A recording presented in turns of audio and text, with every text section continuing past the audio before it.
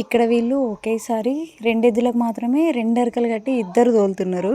ఈ విధంగా ఇద్దరు ఒకేసారి 2 అరకల్ని కట్టుకొని దంతే కొట్టడం వల్ల ఏంటంటే నార్మల్గా ఒకరు కొట్టిన దానికంటే ఎక్కువ విస్తీర్ణం కవర్ చేయొచ్చు అని చెప్పేసి చెప్పారు. ఇంకొకటి ఏంటంటే ఇప్పుడు ప్రస్తుతం వాళ్ళు స్ప్రింక్లర్స్తోని వాటర్ ఇస్తున్నారు. ఈ దంతే కొట్టినప్పుడు బోదెల్లాగా ఏర్పడుతుంది అనమాట. క్రాప్ హైట్ అయిపోయిన తర్వాత స్ప్రింక్లర్ వేయడానికి రాదు కాబట్టి ఈ బోదెల నుంచి వాటర్ ఇడుస్తామని చెప్పేసి చెప్పారు.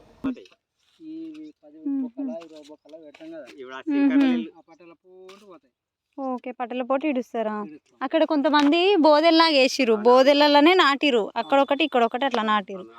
అది బాగుంది. ఓకే, ఎంత 2 జాన్లు ఉంటుందా అది? జానెడు బెత్తెడు ఉంటుందా? ఒక జానెడు మీద ఒక బెత్త. అంటే దానికి తగ్గట్టే ఇక్కడ లైన్స్ వేసుకున్నారు కదా ఫస్ట్. ఓకే,